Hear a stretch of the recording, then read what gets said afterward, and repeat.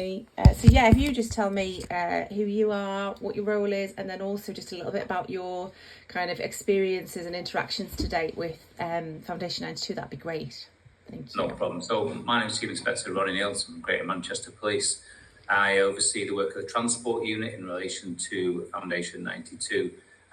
So Foundation 92, they're one of the partners who joined us as part of the Travel Safe Partnership, who join us as part of our stakeholder meetings where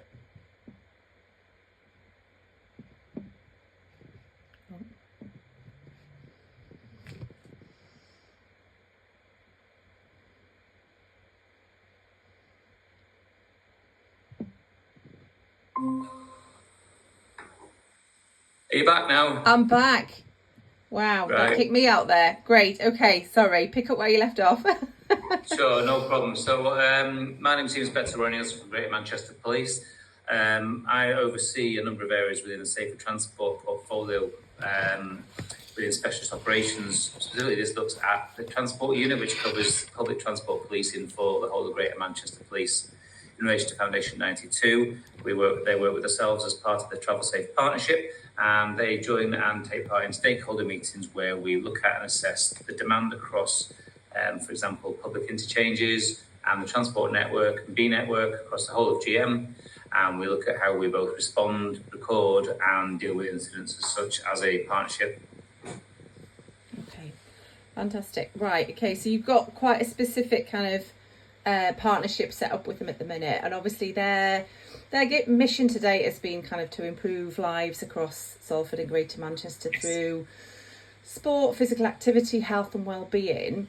And I guess there's lots of points of crossover. But from what you're seeing, Ronnie, where are you seeing the priorities in terms of the local communities that are kind of, I guess, existing around Salford and Greater Manchester? What are you seeing and hearing and feeling within those communities?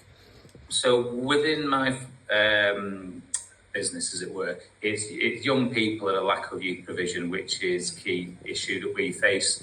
The fact that we have a large numbers of people, young people, simply with nowhere to go and nothing to do, which is one of the drivers, I believe, towards ASB and some of the issues that we face. So obviously I work with Foundation 92 is part of that diversionary tactic, because one thing within the police, we don't want to unnecessarily criminalise young people. So it's that alternative provision is something that we are keen on. Okay, and what do you think are some of the influencing factors there? Because obviously you've mentioned lack of provision.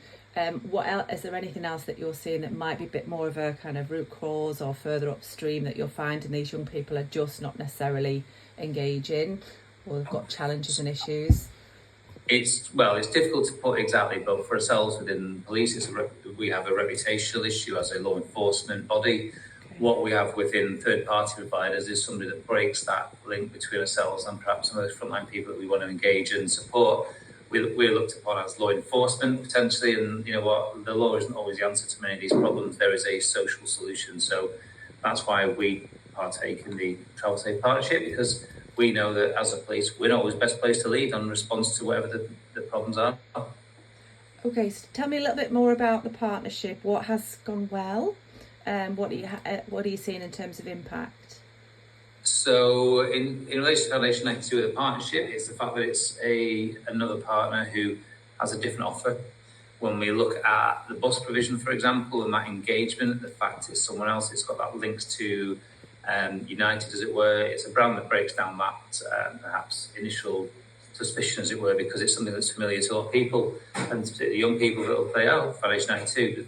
It's a familiar brand, 92 across Manchester.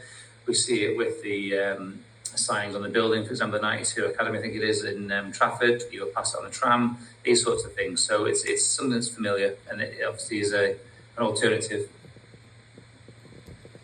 And what kind of feedback are you getting, or have you tuned into anything that you have heard from people who've been involved in the partnership? So we obviously talk with partners across Transport for Greater Manchester, for example, that we work closely with. We also have the operators of both tram, bus, and active travel as well. So there's a whole host of partners that sit within that Travel Safe Partnership. In terms of the response and the feedback that we get, It's generally always positive. It's good to see, but obviously it's how we measure that. What we don't do is have a metrics that say, because you can't obviously measure the outcome of an hour engagement session with a young person, because that outcome is measured over the weeks, months and years to come in terms of behaviours, and so it's a little bit more complex than that. But one way we look at it is it supports our ASB reduction, in the fact that it's diversionary for young people, and it just gets them active and gets them thinking about things. For example, with the use of the 3D goggle, that's what they're called. Just different ways of approaching problems. Okay, fantastic. And so looking ahead, if we're thinking about the next 3 years, and if you were to sit Tom down or the team down and say, this is a real priority for us, this is how I'd like to see things evolve, what is it that you'd be saying? I would say with F92, I'd be looking for coordinated response through the Travel Safe Partnership. Okay. So that we're cited amongst on what's going on, because we've got obviously a joint responsibility, and that way we can see what's going on in districts. So in effect, it's not working with divisions and districts, for example, in policing on their own, but coming through the partnership as Travel Safe, so that we're aware of it and we're not repeating work or looking at issues separately, just to keep us informed, really.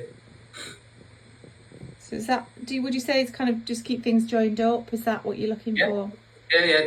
Doing it, working about, and also looking at when there is prospective works or there is potential third-party involvement to keep us informed, just so that I know that obviously they have their own body and don't have to tell us, but it just helps keep us aware of what's going on, and that we're not then looking to provide either solutions or funding for a problem that's already been dealt with. Okay, and have you come across or seen from a distance any other partnerships similar to this, where they've done something really successful? Are you taking inspiration from elsewhere? Oh, well, that's a tough one. I've always worked in partnership, so for me it's very normal, because my roles at different ranks have always been either in partnerships or working with others. So for me, it's business as usual. It's how we as the police, I suppose, have matured a little bit in terms of that approach. So it's, this is just normal practice for me and a lot of other colleagues. So it's not something that we've copied or used elsewhere, but I think with Foundation 92, what it is replicating is a lot of the classic youth provision. It's taking an old tactic which is proven to work and just brought it up to date a little bit. And with your partnerships and experience you've got, is there anything that you've done elsewhere that you'd like to kind of bring to this partnership, of any best practice? Oh gosh, off the top of my head, honestly, I'll say no. That much going on at the minute. There's only so much space up here before I get slightly confused. And it's just bringing things into a partnership. It's just responding and dealing with new problems. Yeah. That's it, really. It's how we deal with that. So the partnership and the way we work is already quite established. We have our tactical meets. We're obviously with Tom's in attendance, where we will have an input, feedback, and have a roundtable discussion, which face to face is the way it has to be. Yeah. Okay. And so, what is your feedback for Tom and the team in terms of how things are going? So far, so good. How do you scale it? For me, it's the youth provision, and I know obviously I suppose really I'd like to see more of it, but I'd like them to scale their operations up. But that's not for me, is it, within the policing to say, but that becomes a funding and an issue for obviously the foundation themselves and how they operate. Okay, and if you're thinking outside of youth provision, are there anything else that you can see? Are there any kind of challenges, social issues going on in that locality that you think actually there's a real space for them to come and step in and make a difference? Oh gosh.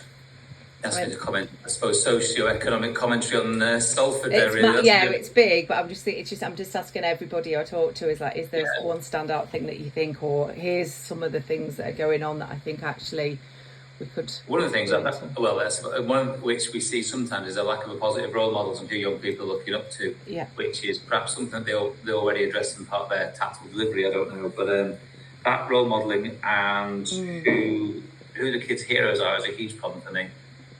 because we see a cycle of criminality within families and estates, Langworthy, etc., where it's that cycle of criminality is just heartbreaking. Yeah.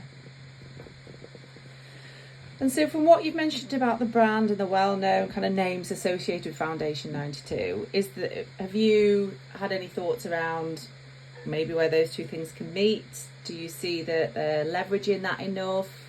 Because obviously when they started out, they had 5 big names that were kind of part of the organisation. What are your thoughts about that, and how we maybe can explore that a bit further? I think from the PR and the growth bit, it does need that.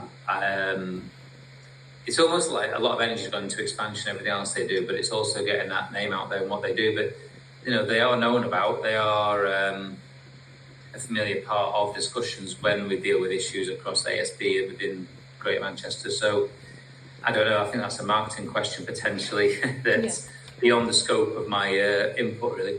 Okay, no problem. Are you working with any other similar organisations? So kind of any of the other foundations at all?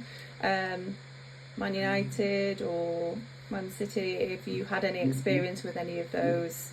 Not within my transport world. The force might be doing something else that I'm not aware of potentially, but with me it's transport, it's those interchanges, transport, etc., which are magnets for children. So for example, your interchange, why is it a magnet? Because they used to have free Wi-Fi. Kids go there and it's dry. So that's where it all stems from for the issues, but we've changed that now. I was going to say that's not there now, is it? Because I spoke to a lady yesterday, she spoke about that. Yeah, so these we understand the initial why is there, and it's obviously that the places and issues that the magnets for young children because there's nowhere else to go. Okay, so could you just tell me a little bit more about some of the interventions that have happened within the partnership, or things that have happened? Because obviously turning off the Wi-Fi is a form of intervention, isn't it? In terms of that, are there any other things that you've put in place that you're seeing are making a difference?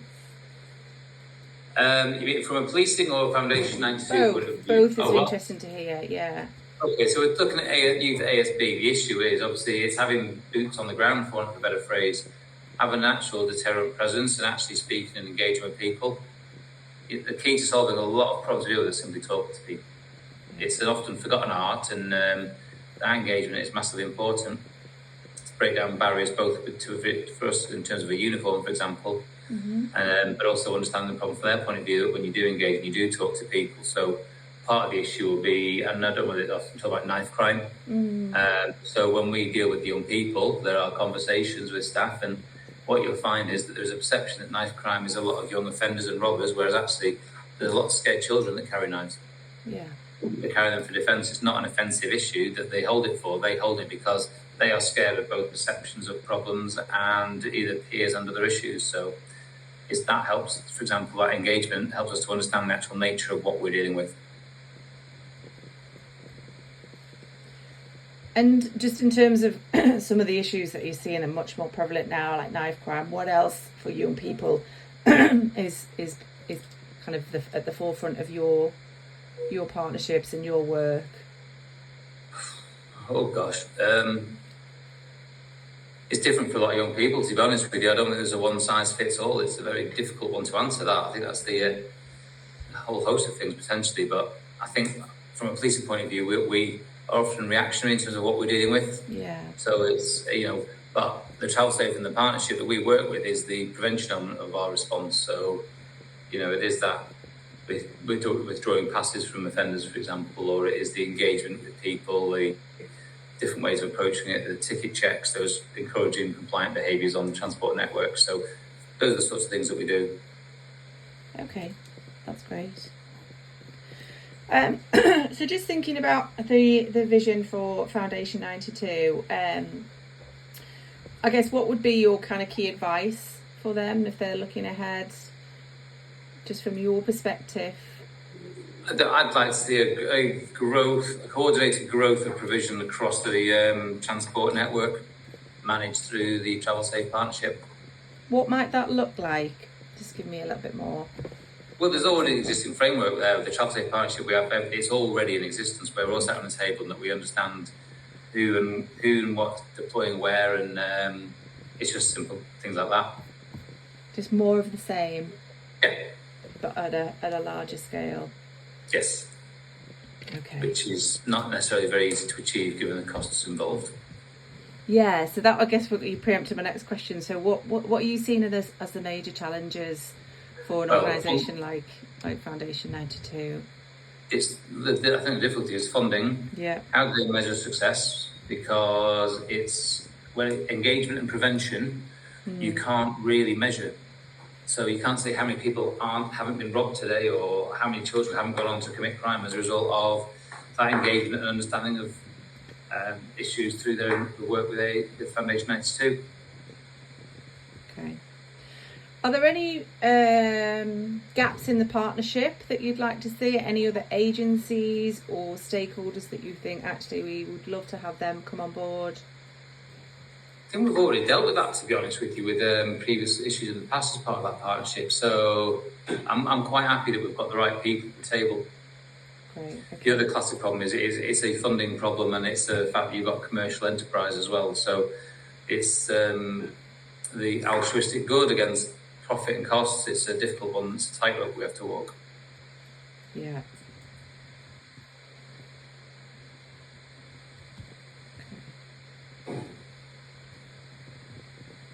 All right. Do you have any other thoughts in terms of the strategy for Foundation 92? Honestly, no. It's quite simple and straightforward from my point of view, but that's what we tend to do in the police. Everything's very right, that's that, move on, because we are just like, in fact, doers. Yeah. Your strategy and things, it's right, deal with young people. There you go, there's my strategy. Right. You then come up with a tactical plan as to how you're then going to do it. So, no, it's just more of the same. I think it's so far it's been really good. And are there any other areas that you'd like to see Foundation 92 maybe go into? Any other specific I think for me, parts it's of your about strategy that they might be able to help you with? At the minute, no. Looking at what their provision is, I want them to continue with young people because that's the intervention that we can't reach. Okay. All right. Brilliant. Well, if anything does occur to you, Ronnie, then just pop me an email back if you've reflected on our conversation. But we've worked through all the questions now. So thank you very much. That's been really, really helpful. And it's great to talk to you. Just to let you know, we'll be summarising this in a bit of a kind of key report, and I'm sure Tom will make that available to everybody who's contributed. And then our next phase is in, designing this, so we kind of get into the exciting part around what does it look like, how can we make it happen. So thank you ever so much for your time this morning. Apologies for the technical issues. We're used to overcoming challenges. It's just another hurdle in my working day. Okay, great. Well, have a great weekend when you get to it. Thanks very much. Take care. Take care. Bye-bye.